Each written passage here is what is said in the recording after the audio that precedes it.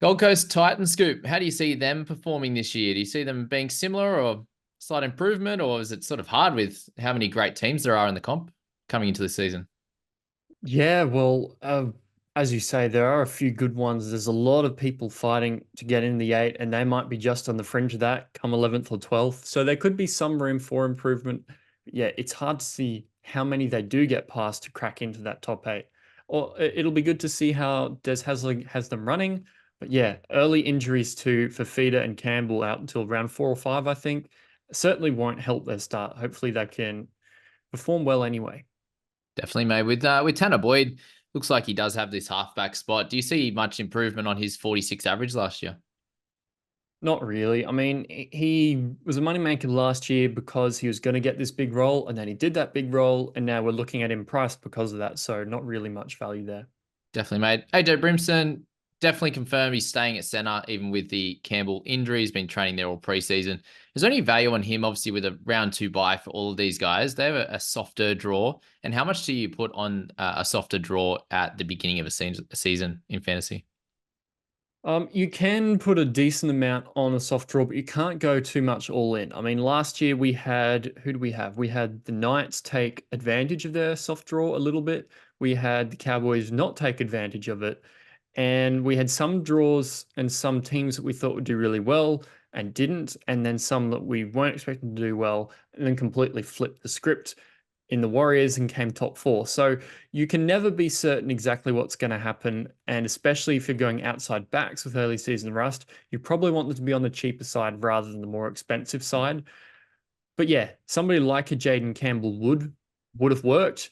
He's got a much higher average than he's currently priced at. Early season draw, nice, but he's injured. So he probably got to wait a few rounds for that.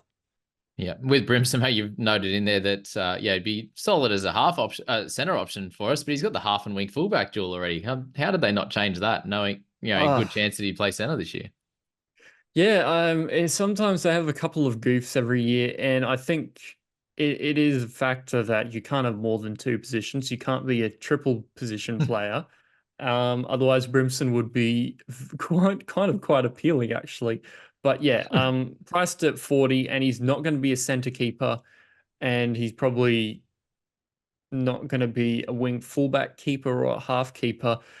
Just the fact that he has to average 50 to be one of those guys, and he's not even going to be able to do that in your center slot, makes it sort of hard to pick him up.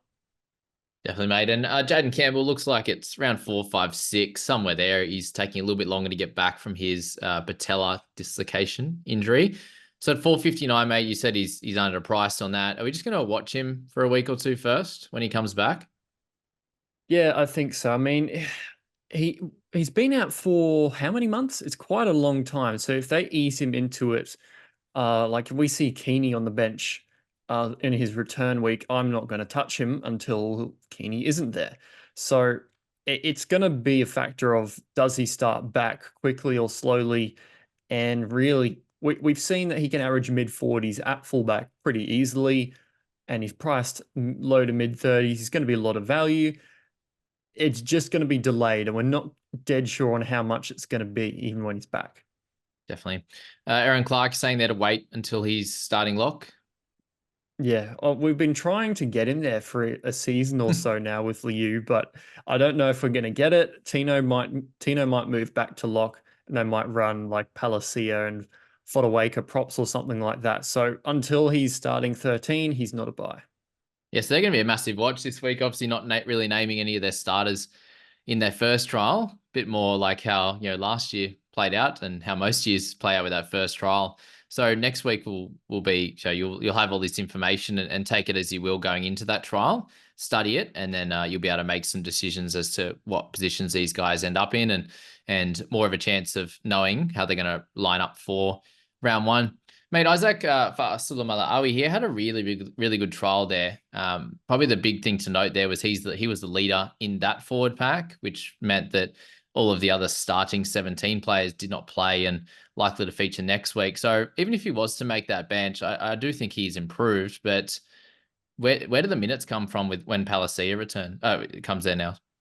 It's really, really hard, hey, because they brought Palacia over for a reason. He's going to be at least, I'd say, like a 30, 35, 40 minute type player, and they've got Fodawaker, who averaged a lot more minutes than I remembered last year. Actually, he Oh actually yeah, averaged like over 60. And then you've got Tino and you've got Jollifi back from his pec tear. It's just not going to be there for him, I think. yeah, for sure. Well, but yeah, I have to wait for injuries for sure with him. Tino, mate, is there any thoughts in starting with Tino, given his ability to score tries, especially against some of the softer teams? It's a tough one because 2 years in a row now, he started slow and then finished absolutely on fire. Mm. So with that early buy, it doesn't really make me want to go for him. As you said, he can go big against soft teams and score tries, but you really need him to do that from the get-go in order to put that much money into him. I'd sort of be looking more towards a Murray who we know can go that 60 plus if he gets the role that he needs. Definitely. Both Fillmore, mate, at 660K, we're going to be missing David Fafita to start the year. So there is an edge spot up for grabs. We'll speak about it. It's likely a Stimson or a Cleese Haas or something like that. But for Fillmore, does that help him if he was to start on the left? Is he at a price where you could look to pick him up, given he averaged a little over that? Or is it just too big of a risk to start?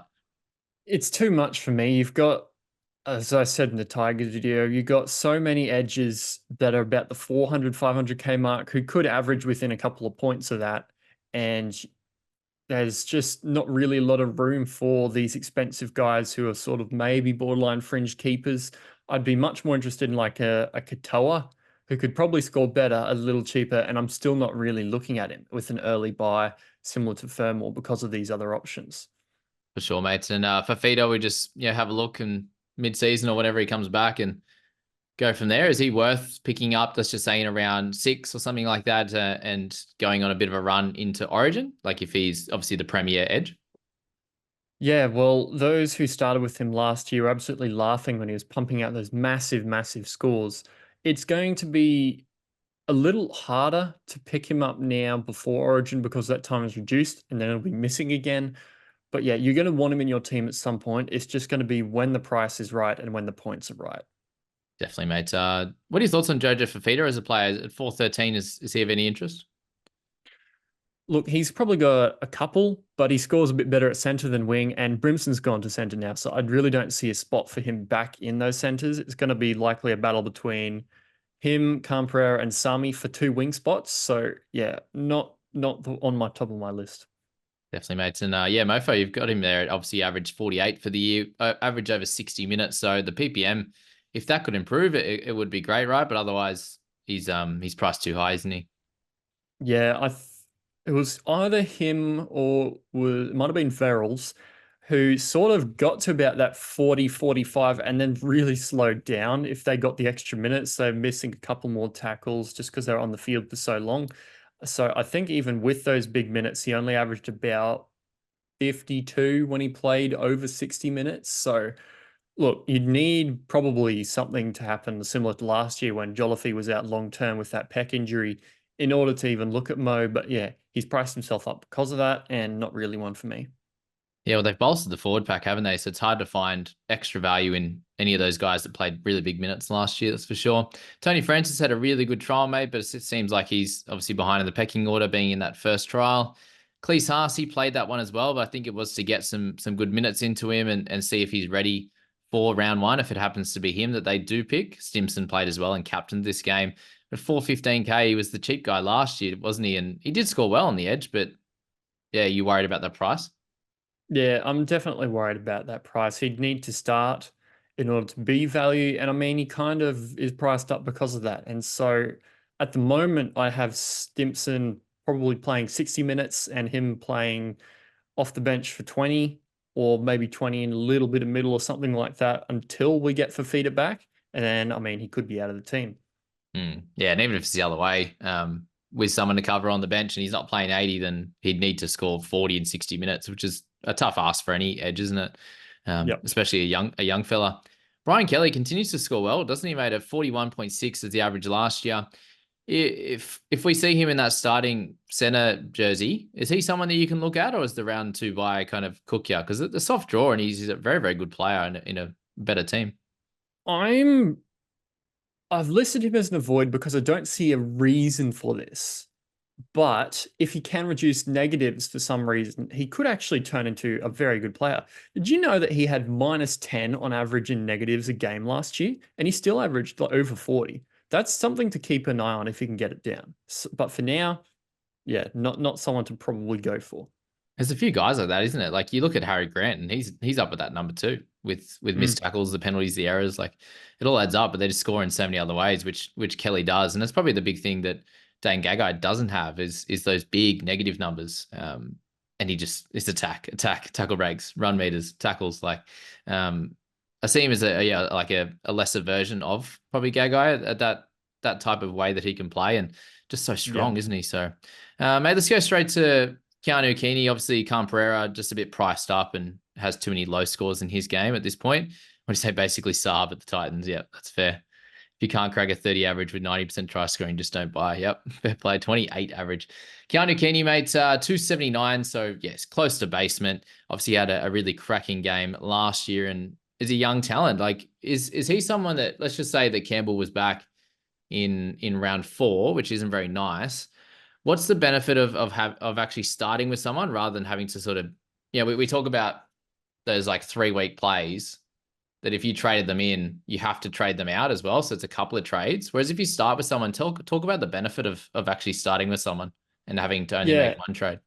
Someone who I will compare him to last year, which is, look, best case scenario. Last year, we had somebody who we thought might get 3 weeks and they would probably be gone, and they were actually there for longer than expected. Turned out to be basically the best moneymaker of the year in Bryce Cartwright. Somebody who now is also massively underpriced. Basically, basement can score 40 plus. I think he had a reserve grade average of like 50. If you start with him, you're not going to waste 2 trades getting him in and out, and he'll make you at least some money and some good scores in the meantime. If it's only 2 rounds, yeah, it's a bit of a flop. You've probably only made 50, 60K. If it's 3 rounds, well, you probably made close to 100. I don't know if it's enough, but if it's any more than that, all of a sudden, he's been a very solid scorer in a dire position, and you've made quick money off him, and you can pretty much just flick him up to Campbell almost at a sideways trade from a basement guy. So that's something that I'm really interested in, and I'm going to be keeping a close ear on any news as we get towards TLT, because if that's going to blow out to round 5 for certain, or even like a round 6, it's it's pretty appealing what he can do. Yeah, in a pretty tough position, obviously, the wing fullback. It's one of those things, if a guy has some upside, if he got you like a 46 or 48 or something in one of the games, you've got a great score out of it. He makes some money from that. Um, and yeah, we all start with outside backs that don't have a lot of upside in most years. You'd think of Harley Smith Shields and Tommy Talau's and um, God, Isaac Thompson's and these types of guys that we've started with in previous years, and they don't cook our seasons. Whereas this guy has some upside and has some money making potential as well. So the round 2 buy sucks, obviously, but he's not coming up against Panthers outside of that or Broncos, and it's it's definitely a nice one to chuck in your starters, especially when like we saw Chevy Stewart and Yeah, KO he Weeks and was these someone I was guys going to compare. probably not have the massive upside, right? Where Keeney has that. Yeah, I was going to compare him to Chevy. I actually, after I had that news, I thought, I'll probably chuck Kini in my starters and put Chevy in my reserves, because that's like Chevy might make more money in the end because he's going to be Mm. there for longer, but Kini could also be 15 more points a game for those weeks that he's there. Yeah. At least with Weeks, you'll have, if he does get the 6, you'll have that base, like defensively look pretty good, which is cool. But yeah, again, where's the upside? Whereas Keeney at fullback against a softer draw has that. And that's what you look for. You do have to take some risk in fantasy to do really well. And he's probably a guy that, if you do have some cover on the bench, then he's a guy that you can take that risk on very easily at that price. That's for sure. Mate, we enjoyed watching a bit of Chris Randall last year come out and do really well, but he's probably priced himself out of it, hasn't he?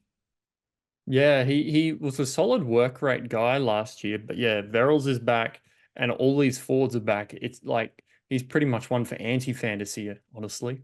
Yeah, they had so many middle forwards out at the end of the year. Clark and Randall got to show their stuff, which is what drags us in the next year, isn't it? Obviously, with Clark being a bit cheaper than what Randall is. Phil Sami, mate, had a really, really good year last year. Averaged 37. Do you see any scope for his improvement? Well, there's something very interesting that I wasn't expecting to find when I went through the Titans. That's why I like to make these spreadsheets because you will find stuff that isn't what you're thinking initially. So you've got Brimson, right? Brimson's moving to center. Sammy has to either move to wing or out of the team. If he is wing, he actually scored a lot better there last year than he did at center. He averaged like 28 at center, like from 4 or 5 games, and 40.9 on the wing or something like that. Now, with that Titans early draw, he could rack up a few big ones. So I think he averaged 6 tackle breaks a game and 190 run meters. So he's basically a discount version of Greg Marju. And there's a new rule coming in this year that also excites me for that. There's a different interpretation of the downtown rule, which honestly could mean more kick return meters from your outside backs who are taking those kick defusals and running it back towards the line. So if somebody like Sami could really benefit from that and bump up his run meters even more, you could have somebody who's got a center duel who's averaging low to mid 40s early year, cruising up towards 600K, and then you just move on to somebody when the time is right. Yeah, I was actually thinking about it yesterday when the commentators mentioned the downtown thing. I was like, oh yeah, that should affect it. It seems like it's probably only going to affect it a little bit because I didn't see too much of a change in the trials over the weekend. But definitely something to note that yeah, you maybe get that one or two defenders that can't rush up that quickly or whatever it is. So the rule is basically you have to be behind the play the ball is all, and then you're good. You're Yeah, good. You're good to go down.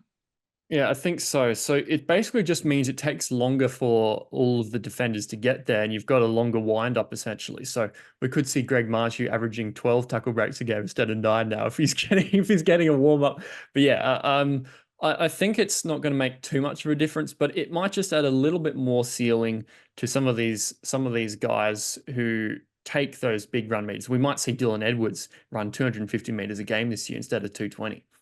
Yeah. Yeah, Teddy looks so good on the weekend. Ken Mamalo is one of those guys that runs so hard back. He might have a 25-meter run up to into the defense, and there's going to be some heads flying everywhere, which would be yeah, love watching him run, that's for sure. Anywho, we move to guys like Aaron Shop. He kind of worked hard on the weekend, but is he going to be there? Probably not. Harley Smith Shields scored pretty well as well. It looked like he had a few turnover tackles and the like there, but a couple of guys there you've got probably outside the 17.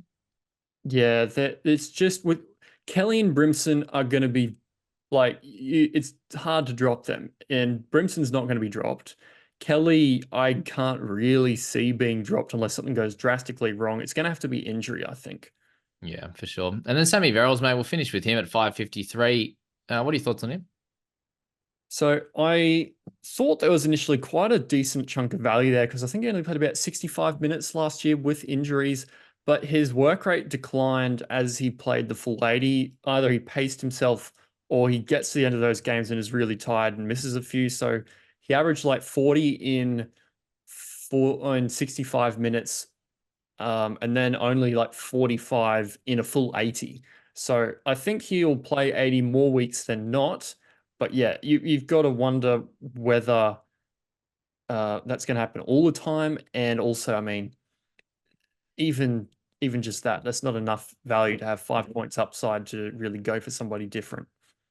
It's not, is it? That last one there, Tommy Weaver, I was just reading your notes there that he was 77 kilos last year. That's wild. I would get absolutely killed in the NRL, and I'm 95 kegs. So that's wild. Tom Starling would fold me in half. I'm a 5'10" stick. Yeah, I'm 5'10" too. What's Starling? What would he be? 80, 82 kilos or something? 80 something, Yeah. something like that. You got your Jai Grays and your Tom Weavers down at about 78, 79, They're something like so that. they're so impressive, aren't they? These footy Mm. players are so tough. All right, let's go to the pack predictor, mate. So you've got Mo Fodawaker probably down a tick at 55. That makes a lot of sense given the quality of forwards they have. You've got Isaac Liu in the 14 role with Tino playing at 13. Is that yeah? You don't see Liu holding that 13 spot or even Clark to get that? It could be something that we see. I'm not fully sold on it, but it did move back into that at the end of last year. I'm not sure if that's purely through injury or they wanted it to move back there. But yeah, either way, you're going to have Fodawaker playing tons of minutes, Tino playing tons of minutes, and then if it's Tino prop, Palaciel will be on the bench and probably taking a chunk of lock. Liu taking probably a few more minutes in that case, and maybe Clark. And then in that case, you would probably have more of a chance of like a bench hooker or something. Like, sorry, when Fafita's back there, that's such an incredible forward pack, isn't it? With the guys that can come off the bench as well with Jolliffe, and he was great. When he started last year as well, and Palacia either starts or bench. I think it's that same minutes either way. So I suppose the big thing with them, the only way you could get some value out of this forward pack is if there is a bench hooker or something like that, right? Yeah, I think. Well, even at the moment, Stimson last year played a lot of 57, 61, 63 type minute games. Mhm. So you're going to lose that when Fafita comes back because he'll play 80. I don't think they're going to play games anymore with that and play him 60 minutes. They didn't last year. And yeah, it's going to be tough for some of these guys to make value because they had injuries and last year, keeping them high. They're a little bit like the Dolphins and the Cowboys in that there's a few players returning or going there that are just going to make it really hard for them to go up and more likely to go down. Definitely, mate. And after that, obviously, nice start. The round two bye obviously hurts him a little bit, but a fairly nice start outside of that. Talk us through sort of round 8 onwards. You've got some red in there with the Warriors, the bye in round 13 and 17. What do you see with their draw and when you're looking to hold or trade players there? I think the Titans are a really good team to find cash cows for, or at least a couple of guys who'll do well early on. And then they're probably going to want to sell them as it gets hard and they peak in about that round 8. Yeah, when you've got 3 of the top 4 teams from last year in 5 rounds, and then Knights as well, and possibly Cowboys who are on the improve a little bit, it's just going to be really tough for anybody except the forwards to score well. So maybe that is the time you bring a feeder in. But I mean, that's also starting to get close to Origin as well. So for me, the Titans want to avoid mid-season until they're pretty much done. And then you load up with your Tinos and your Fafitas and stuff like that. Tino in round 20, hey? Yep. Fafita probably too. Yeah, all right. I think we leave the Titans one there as well. A fairly quick one at that. Obviously, the big one's going to be their match that they play in the second trial, and we'll get more of an idea as to how really that we're really looking at that fullback slot there for sure, and that's probably it at this point until round 3. And like the Tigers there, round 2 and 3, the couple of rounds we're looking at for those two. Yes, cheers, mate. We'll finish it off with the Warriors now.